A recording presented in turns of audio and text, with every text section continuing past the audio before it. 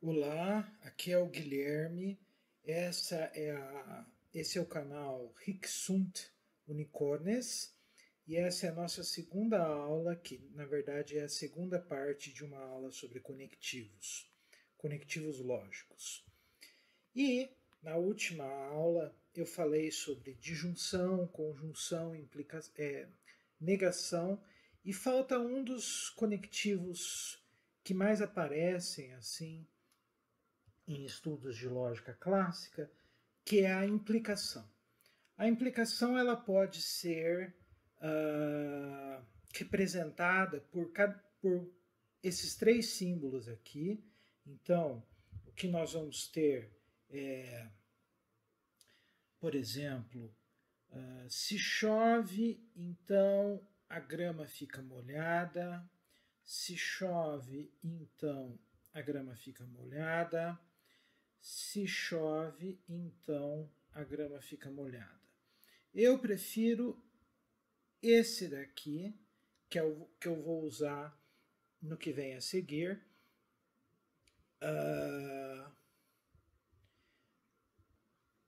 E bem, nós temos diversas maneiras de, na nossa língua do dia a dia, na nossa linguagem do dia a dia, representar a implicação. Então, por exemplo, eu posso dizer se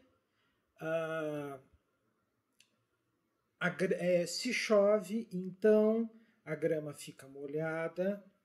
Eu posso dizer que se chove, então se chove, a grama fica molhada. Eu posso dizer quando chove, a grama fica molhada. Eu posso dizer chove somente se a grama ficar molhada, certo? Essa expressão somente se, ela é muito presente em uma linguagem técnica de matemática, de lógica, é muito comum.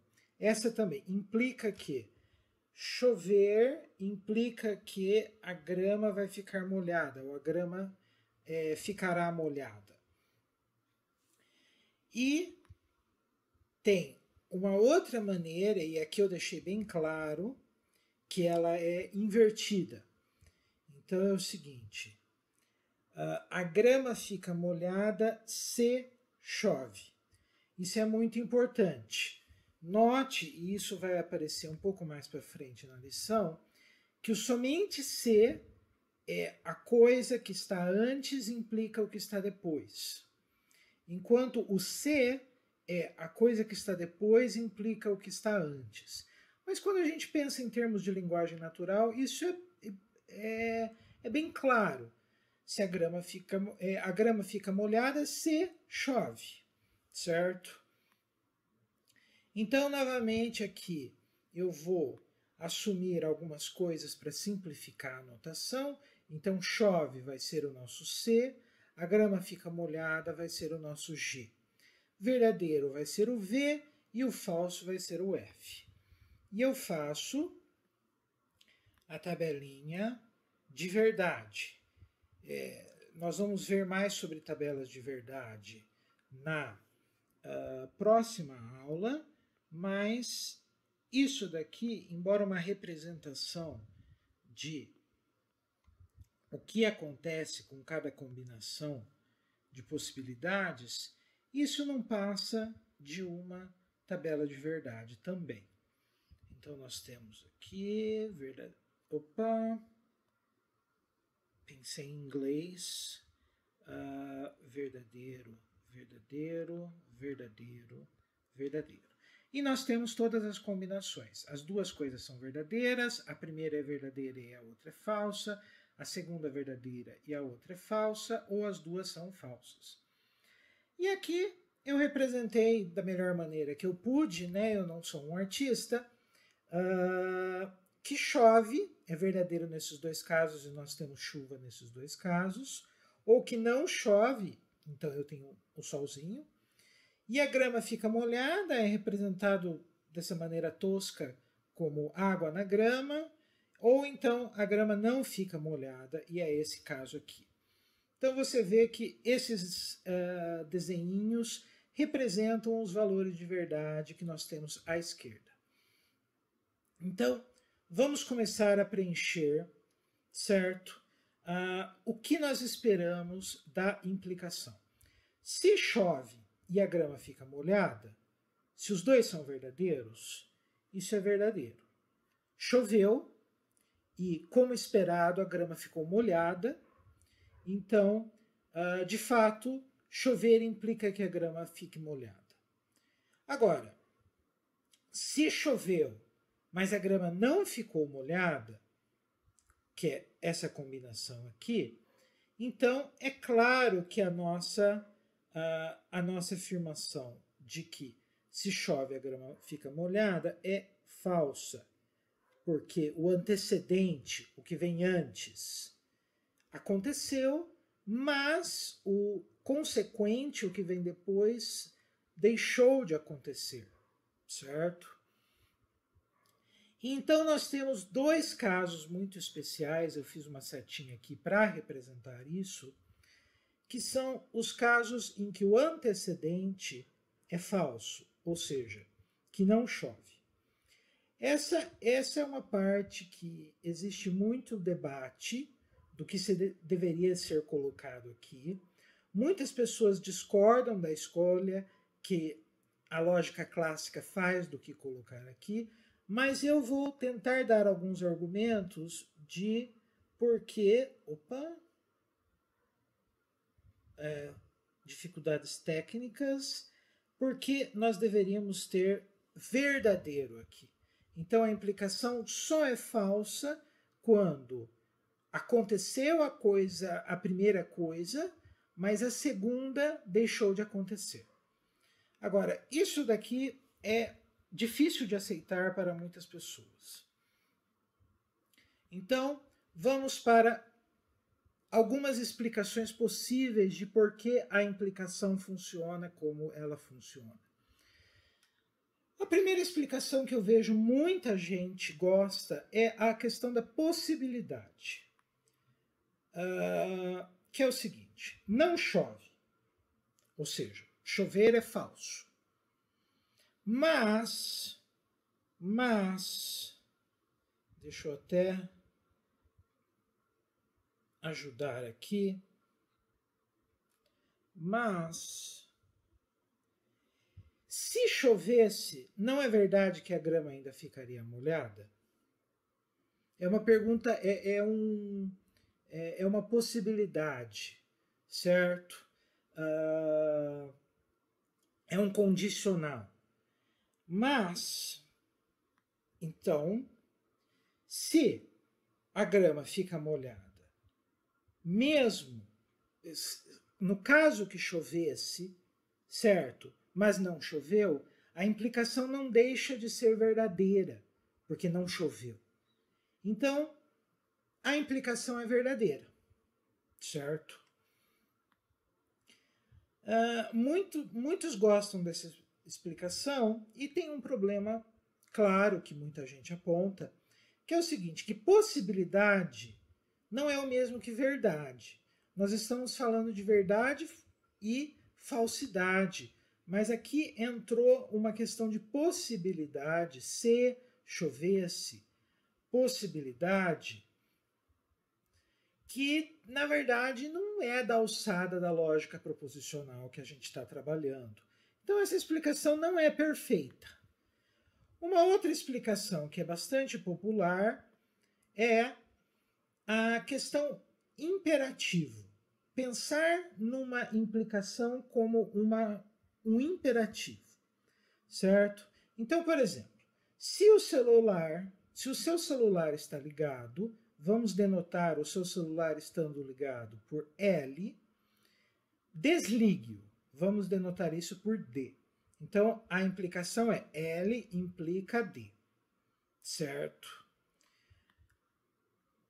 Então, vamos pensar o seguinte. Se o seu celular está desligado, não é verdade que você ainda está respeitando a ordem que foi dada? Essa ordem aqui.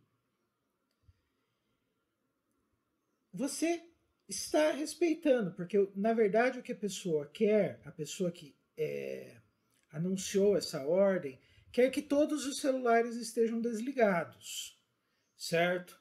Então, se o seu celular já está desligado, ou se você não tem um celular para estar ligado, você continua respeitando essa regra. Ou seja, a implicação, apesar do antecedente não acontecer, é verdadeira. A implicação como um todo é verdadeira, certo? Qual é o problema nesse caso? O problema é colocado aqui de maneira bem eloquente: obediência não é o mesmo que verdade. Falar sobre respeitar uma regra, sobre seguir uma instrução, isso é da alçada de algumas lógicas, especialmente lógica modal, que também lida com a possibilidade, mas isso não é a lógica proposicional, onde nós estamos falando de verdade e falsidade, que é o que a gente vem trabalhando até aqui, certo? A minha explicação favorita de por que a implicação funciona como ela funciona é a questão de custo-benefício. Aquela tabelinha de verdade que eu escrevi para vocês, ela é fácil de entender. Ela só fala de verdade e de falsidade. Nós temos apenas 4 linhazinhas para considerar, certo? E é uma coisa, é uma introdução gentil a quem está começando a estudar lógica, certo? E ela representa muito bem a implicação que a gente encontra, especialmente em questões técnicas como na matemática, na física, na lógica, certo? Ela representa muito bem. Então, o custo-benefício dela é alto. Quer dizer, o custo é baixo e o benefício é alto, certo? Existem implicações melhores do que a que eu expliquei aqui? Existem implicações muito melhores em outras áreas da lógica. Mas primeiro você precisa aprender a implicação simples para ter uma base de lógica que depois vai te permitir estudar uma implicação mais eficaz, que vai necessariamente ser mais difícil de entender. Por exemplo, na lógica modal, que eu falei anteriormente, nós temos essa implicação aqui, certo? Que ela tem um gancho na ponta, que ela representa a seguinte expressão. O que é esse quadrado? É uma coisa que nós não vamos ver aqui num primeiro curso de lógica. Ele significa que é obrigatório, ou que é necessário, ou que é sempre o caso. Depende de como você vai interpretar uma lógica modal. Então ele está dizendo que uma implicação melhor que a implicação que a gente conhece diz que é sempre o caso da implicação comum, certo? Essa é uma implicação melhor que a implicação que eu expliquei antes, que é conhecida, para não confundir as implicações, como a implicação material. Mas eu vou chamar ela apenas de implicação no que vem a seguir. Ela é melhor, mas ela é muito mais difícil de entender, porque nós não temos tabelas de verdade que lidem com esse quadradinho aqui. Então, assim, a minha sugestão é engolir a implicação, por mais estranho que pareça, certo? Agora que eu espero ter justificado de maneira aceitável o papel da implicação na lógica que nós estamos estudando, a gente vai chegar em um exercício, que são as árvores de formação, certo? Elas vão ser muito importantes para a próxima aula, certo? Onde nós vamos ver tabelas de verdade. E o que é uma árvore de formação? Uma árvore de formação é, certo, como você desmancha uma fórmula comprida, certo? Então, por exemplo, aqui, essa fórmula que nós temos aqui, ela é uma grande disjunção. Então, eu vou quebrar ela nas duas coisas que ela está considerando para formar essa disjunção. Disjuntando não soa bem. Essas são as duas coisas que estão dos dois lados da disjunção. E eu sei que eu preciso começar pela disjunção, porque o resto está dentro de parênteses. É muito importante lembrar dos parênteses. Eles não estão aqui só para enfeite. Eles te digam como organizar as ideias que formam uma fórmula composta. Certo? Esse daqui, esse lado direito, é simples. Nós temos uma conjunção Q e R. Certo? Agora, o lado esquerdo é um pouco mais complexo, porque eu tenho 3 conectivos, mas eu não tenho nenhum parênteses. Por quê? Porque eu já vou tentar explicar que os lógicos, os matemáticos, todos nós somos preguiçosos. Em vez de colocar um parênteses, abrir um parênteses aqui, abrir outro parênteses aqui, fechar um parênteses aqui, fechar outro parênteses aqui, o que nós fazemos é, nós seguimos uma única regrinha, basicamente, certo? Essa é a regrinha mais importante na hora de evitar parênteses. Existe uma outra sobre a qual eu vou falar logo, mas eu acho que essa daqui é a mais importante. A negação, ela vai se aplicar ao que vem logo em seguida. Então, essa negação está aplicada ao P. E essa negação está aplicada à negação aplicada ao P. Certo? É a menor quantidade de coisas que você conseguir englobar com a negação. Essa é mais ou menos a regra. Mas se eu estou aplicando uma prova e eu não coloco um parênteses e você interpreta incorretamente, digamos assim, eu com certeza aceitaria entender isso como uma dupla negação da implicação. Eu acho que é desleixado escrever assim, certo? Mas é como as coisas são escritas na prática, certo? Bem, vamos então quebrar essa fórmula. Como eu disse, ela começa com a negação de uma negação e aí nós temos uma implicação e o quê? Então, negação da negação de P e Q.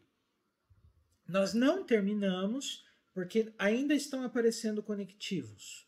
Então, isso quebra e vira um não P. Note que quando o conectivo é binário, como a disjunção, a implicação ou a conjunção, a minha árvore vai bifurcar, certo? Por que isso chama uma árvore? Porque você pode pensar nela como uma árvore de ponta cabeça, né? Ó, são os galhos de uma árvore. Mas quando o conectivo é unário, só vai sair um ramo para baixo. E no caso, falta aqui o P. E isso é muito importante por quê? Porque quando nós formos escrever uma tabela de verdade, todas as fórmulas que aparecem na árvore de formação vão aparecer idealmente na tabela de verdade. Ou seja, nesse caso nós teríamos uma tabela de verdade muito longa, certo? E as variáveis, as letras que você encontra na ponta dos ramos, elas também têm um papel muito importante nas tabelas de verdade. Nesse caso, as nossas variáveis são P, Q e R. Certo? Vamos para uma outra árvore de formação. Certo? Note que aqui nós temos muitos parênteses, porque eu quis ser bem claro. Obviamente, nós temos uma negação, esse parênteses abre e ele só vai fechar, se você contar os parênteses, aqui. Então, essa é uma grande negação.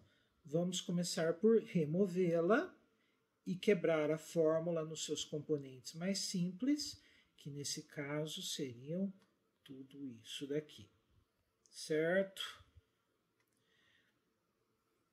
Novamente, os parênteses estão deixando o trabalho fácil. Isso tudo aqui é uma ideia só, e ela está sendo conjuntada, não é uma boa palavra, mas é a conjunção de R e essa ideia composta aqui.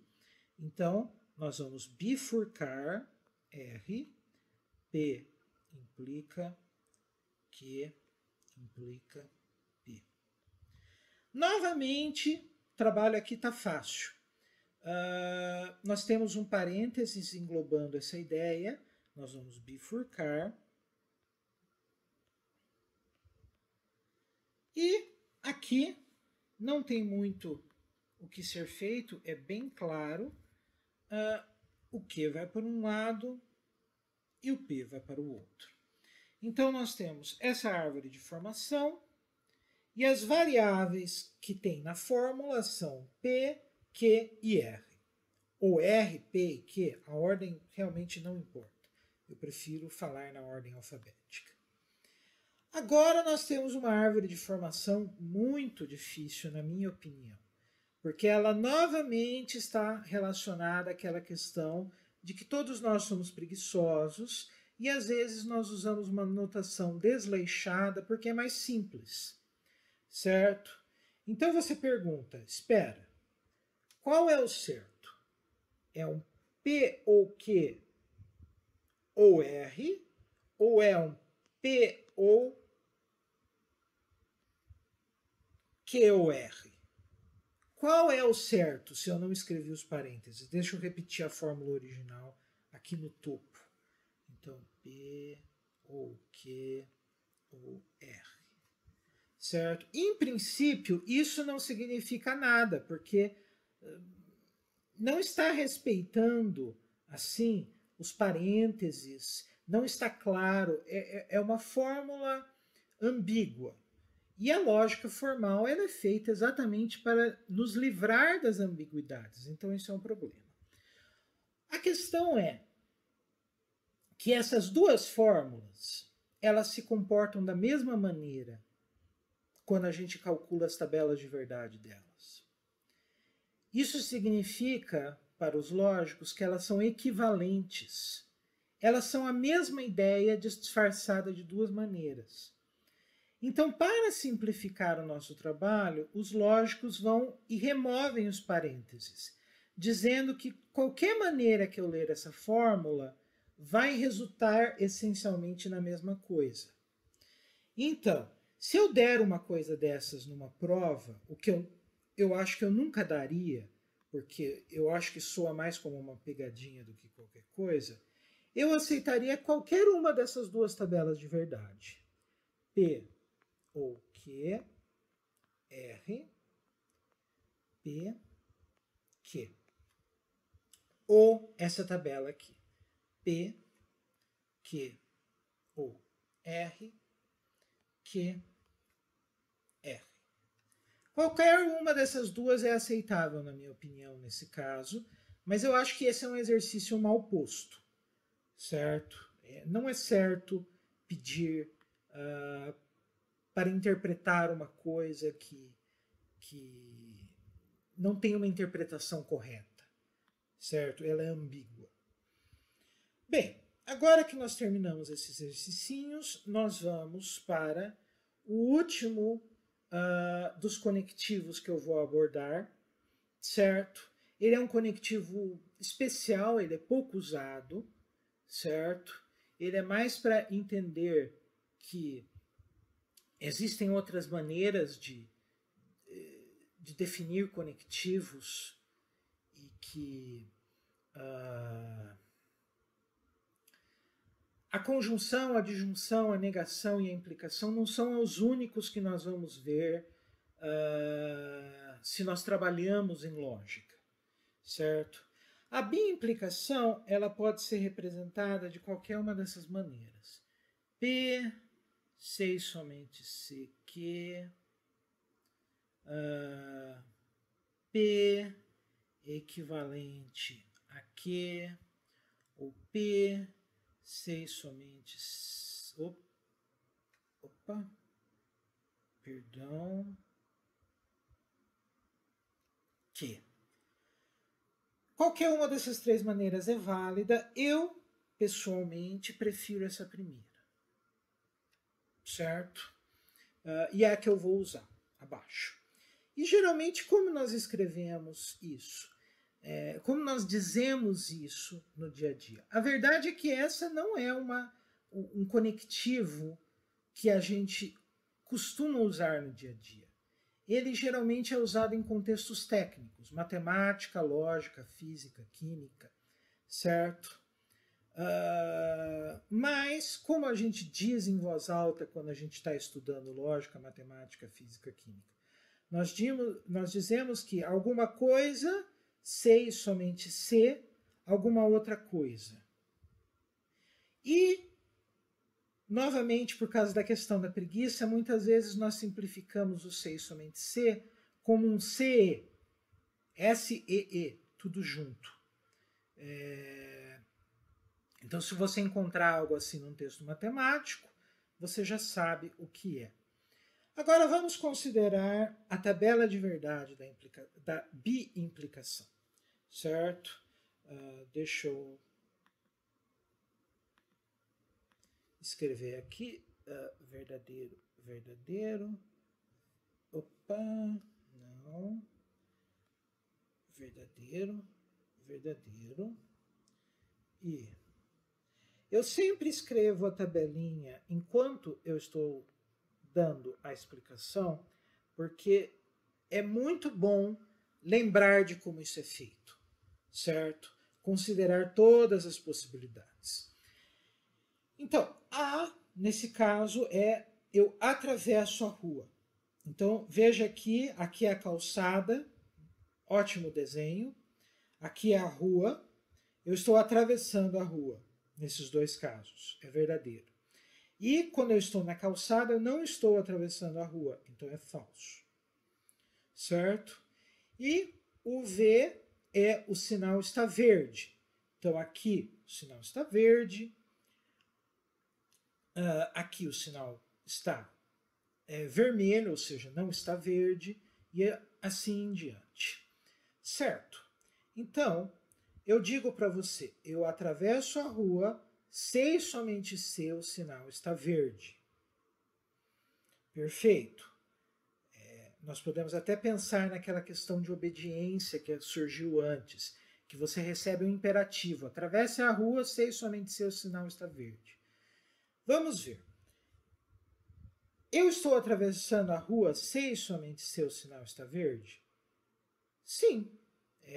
Eu estou respeitando a minha regra. O sinal está verde e eu estou atravessando a rua. Então, é verdadeiro. Aqui, eu estou respeitando a minha regra? Eu atravesso a rua, sei somente se o sinal está verde? Não. Eu estou atravessando a rua, mas o sinal está vermelho.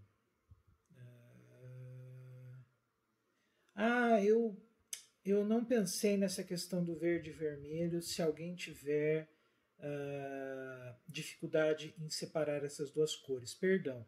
O de baixo é o verde e o de cima é o vermelho. Eu não tinha pensado nisso na hora que eu desenhei. Aqui eu estou respeitando a minha regra? Também não. O sinal está verde, mas eu não estou atravessando a rua. Eu não respeitei a minha regra. E, finalmente, o sinal está vermelho e eu não estou atravessando a rua. Ou seja, eu estou respeitando a minha regra. Certo? A biimplicação, ela tem um papel muito especial. Ela só é verdadeira quando as duas coisas têm o mesmo valor. As duas coisas são verdadeiras ou as duas coisas são falsas.